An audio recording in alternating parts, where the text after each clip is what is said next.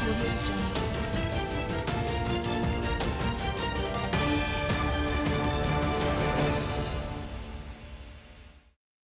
Hello everyone, I am Sejal Agrawal. Welcome back to the channel. और आज के इस वीडियो में we'll be covering 4 big stories that happened in the market. सबसे पहले हम बात करेंगे इंडियन रूपी के बारे में that has hit a fresh all time high of 91 पर डॉलर। सेकेंडली हम बात करेंगे गवर्नमेंट ने जो इंट्रोड्यूस करा है एक रिफॉर्म बिल जिसका प्रपोजल है to raise the FDI and insurance to 100%। और थर्ड हम डिस्कस करेंगे एचडीएफसी बैंक के बारे में जिसको रिसेंटली आरबीआई का अप्रूवल मिला है for its group entities to hold up to 9.5% in IndusInd bank. और लास्टली हम बात करेंगे ऑयल प्राइसेस के बारे में that continue to slide and what is the pressure behind this move. So let's dive in and know about each story in detail. सबसे पहले बात करते हैं इंडियन रूपी के बारे में जो कि एक फ्रेश ऑल टाइम लो पे हिट किया है, अपने 91 का लेवल उसने क्रॉस किया है against the US dollar and it's the fourth consecutive session of decline. 2025 में अभी तक रूपी नियरली 6% तक गिर चुका है। It is one of the worst performing emerging market currencies globally. So let's see कि क्यों इतना प्रेशर है रूपी पे। Let's break it down. So on Tuesday, rupee weakened further to 91. It crossed another historic low level and ये fall है जबकि हम देख रहे हैं कि फॉरेन पोर्टफोलियो आउटफ्लोज हो रहे हैं, एक स्ट्रॉन्ग डिमांड देखने को मिल रही है डॉलर की और साथ ही में प्रेशर है from the non deliverable forward that is the NDF market मैच्योरिटीज। Overseas investor की बात करें तो ऑलरेडी उन्होंने around 18 billion dollars worth of Indian equities 2025 में सेल कर दी हैं जो कि और प्रेशर जनरेट कर रहा है करेंसी पे। Meanwhile, जो benchmark indices हैं like Sensex, Nifty, they are also down in the early trade. They were also down in the early trade around 0.4%. अब इसके कुछ major reasons हैं। सबसे पहला रीजन जो देखने को लग रहा है that is the delay in India US trade deal, क्योंकि ये बहुत बड़ा एक कंसर्न है जो कि रुपी पर है एंड इसके एक लैक ऑफ क्लैरिटी होने की वजह से कि अभी क्या इंडिया यूएस ट्रेड डील की बात चल रही है, उसकी वजह से सबसे बड़ा रीजन लग रहा है कि करेंसी का फॉल का हो सकता है। Although commerce secretary Rajesh Agrawal ने ये बोला है कि India and US are close to finalising a framework agreement, there is no clear timeline. और जो कि यूएस टैरिफ्स हमें देखने को मिल रहा है अराउंड 50% के इंडियन एक्सपोर्ट्स पे, तो मार्केट काफी ज्यादा कॉशियस भी है। साथ ही में करेंसी एक्सपर्ट्स ने ये वार्न किया है कि अगर टैरिफ्स ऐसे ही लगे रहते हैं और नेगोशिएशंस ड्रैग ऑन होते हैं तो रुपी will remain under pressure आगे आने वाले कुछ क्वार्टर्स में भी। Even some bankers see risk of rupee sliding further अगर कोई ब्रेक थ्रू नहीं होता है। सेकेंड रीजन जो हम बोल सकते हैं वो है हेवी फॉरेन इन्वेस्टर आउटफ्लो, जो कि इसलिए देखने को मिल रहा है क्योंकि कंटिन्यूड इन्वेस्टर सेलिंग है। दिसंबर 15 को ही सिर्फ अगर हम देखें तो एफपीआईज ने नियरली 1468 करोड़ की इक्विटी सेल करी थी। दिसंबर में ही सिर्फ अभी तक फॉरेन इन्वेस्टर्स ने around 1.5 billion dollars pull out किया है मार्केट से and that market is also seeing various significant outflows I can say. अगर हम डोमेस्टिक इंस्टीट्यूशंस की बात करें तो वो बाय कर रहे हैं but it hasn't been enough to offset the foreign selling, जिसकी वजह से rupee is getting continuously weak. और लास्टली हम देख सकते हैं कि डॉलर की डिमांड इतनी ज्यादा है और एनडीएफ मैच्योरिटीज का जो टॉपिक है वो भी एक की प्रेशर पॉइंट हो सकता है क्योंकि जो कॉर्पोरेट्स हैं they are buying dollar for the year end payments. Maturing positions जो हैं एनडीएफ मार्केट में they have increase the demand of the dollar and at the same time exporter dollar supply remains limited. RBI ने step in किया है इसमें intermittently through state-run banks to cap the sharp falls, but it has not defended any specific level, allowing a gradual depreciation.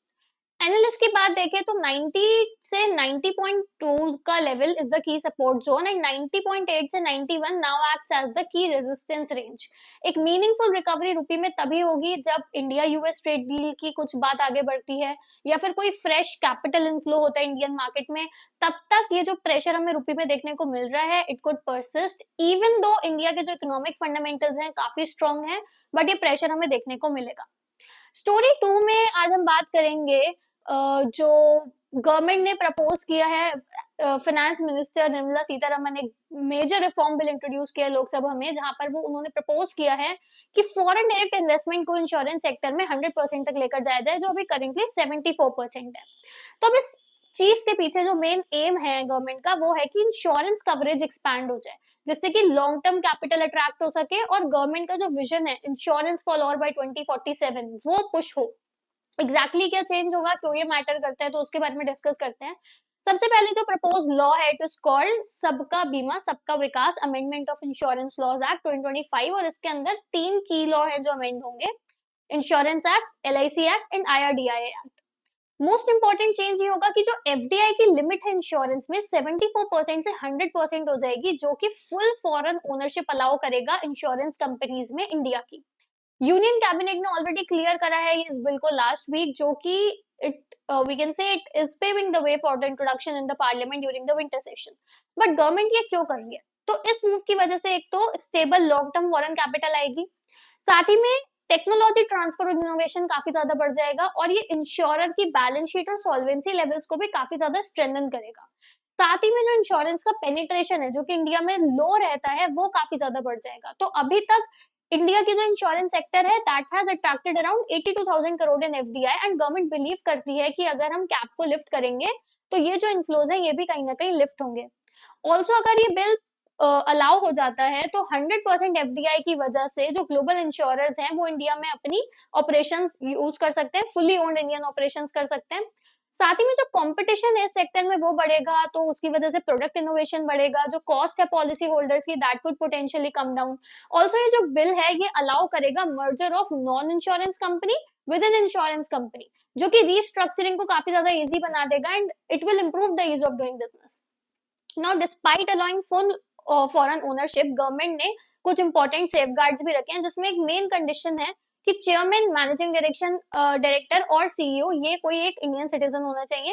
And ये जो bill है it also proposes the creation of policy holder education and protection fund, जिसका aim है कि consumer awareness बढ़े, policy holder का interest safeguard हो सके and in addition it seeks to improve regulatory transparency and enhance IRDAI's oversight of the sector. Overall ये जो amendment है it could be a structural positive for India's insurance industry और ये support करेगा एक faster sector growth, higher capital availability, wider insurance coverage across tier 2 and tier 3 cities, and it also aligns with India long term goal of universal insurance in by 2047. अब next story में हम बात करेंगे about HDFC bank, जिसको RBI ने approval दे दिया है to acquire an aggregate holding of up to 9.5% in IndusInd bank. और इस डेवलपमेंट के बाद भी हमने देखा कि दोनों ही बैंक के shares were largely flat as the market digested the finer details of the approval. So क्या ये अप्रूवल मीन करता है, why is it important, let's see. तो इस रेगुलेटरी फाइलिंग में एचडीएफसी बैंक ने बोला है कि अब आरबीआई ने अलाउ कर दिया है कि एज अ प्रमोटर और the sponsor of its group entity अब वो 9.5% तक होल्ड कर सकता है of the paid up share capital और the voting rights in IndusInd bank. ये अप्रूवल वैलिड होगा 1 साल के लिए up to December 14, 2026 and HDFC bank insure करेगा that the aggregate holding does not cross 9.5% limit at any point. की point है ये बहुत ज्यादा। And as per RBI commercial bank acquisition and holding of shares और वोटिंग राइट डायरेक्शन 2025, जो aggregate holding है it includes not just HDFC bank itself, group entities भी like HDFC mutual fund, life insurance, ergo general insurance, pension fund, securities and many more. Okay, so importantly HDFC bank ने clarify किया है कि उसकी कोई intent भी नहीं है डायरेक्टली इन्वेस्ट करने की इंडस आईएनडी बैंक में, पर ये अप्रूवल रिक्वायर्ड था बिकॉज जो कंबाइंड होल्डिंग्स हैं ग्रुप एंटिटीज हैं उसकी, they were likely to exceed the earlier 5% threshold, triggering the need for the RBI consent. Now, since the new RBI direction applied to commercial banks, HDFC Bank has applied to the regulator on the behalf of its group entities back in October 2025, seeking permission to raise the investment limit. RBI का ये approval now provides regulatory clarity, also uncertainty को remove कर दिया है। Despite the headline development, market reaction काफी ज्यादा muted ही था. There was no major movement in the stock because of this news. अब lastly हम बात करते हैं आज about the oil prices that continued to slide on Tuesday or losses extend away from the previous session as markets reacted to growing optimism across Russia-Ukraine peace talks and weak economic data from China. तो अगर हम बात करें Brent crude की तो it fail about 0.6%, US WTI crude slip हुआ है 0.6%। जो ये डिक्लाइन है ये दिखाता है rising expectations that global oil supply could increase further while demand concerns are resurfacing. Oil markets की बात करें So they are reacting to the reports of progress in negotiations to end the Russia-Ukraine war. US ने reportedly offer किया है NATO style security guarantee to Ukraine and European negotiators जो हैं they indicated the progress in talks. अगर ये deal materialise होती है तो eventually it could lead to the easing of sanction on the Russian oil, जिसकी वजह से ज्यादा सप्लाई बढ़ जाएगा to an already well supplied global market, and analyst say कि अभी पॉसिबिलिटी है कि there would be a heavy weighing on the crude oil prices. अब इसमें जो प्रेशर ऐड ऑन किया है वो हुआ है चाइना के latest economic data say that disappointed the market, क्योंकि फैक्ट्री आउटपुट ग्रोथ जो है वो 15 मंथ लो पे है वहां पे।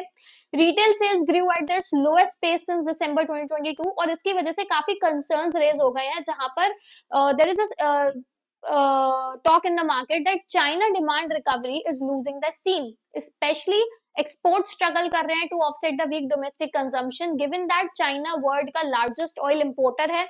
Any slowdown directly impact global crude demand, and while हम US का देख सकते हैं कि recently it seized an oil tanker linked to the Venezuela traders से कि ये जो impact है has been limited to the glut of floating oil storage and increased Chinese buying of Venezuelan oil ahead of the sanctions। ये जो factors हैं they are preventing any major upside in the prices.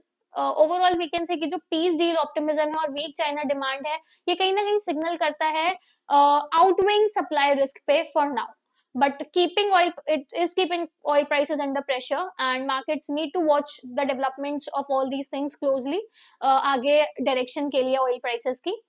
अगर हम summary देखें आज की video में हमने जो भी कवर किया है, तो सबसे पहले हमने बात करी रुपी की which remained under pressure due to FPI outflows, strong dollar demand and uncertainty across the India US trade deal.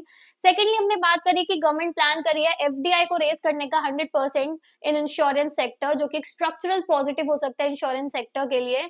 Third हमने देखा कि एचडीएफसी बैंक को अप्रूवल मिल गया है कि उसकी group entities can hold up to a certain level of stake in the IndusInd Bank। And lastly to conclude हमने बात करी oil prices के बारे में that are being weighed down by peace deal optimism and weak demand signals from China। And that was all for today's edition of Daily Market Rundown। If you found this breakdown useful, do not forget to like, subscribe our channel and share it with your investing circle. Thanks for watching and I'll see you in the next update.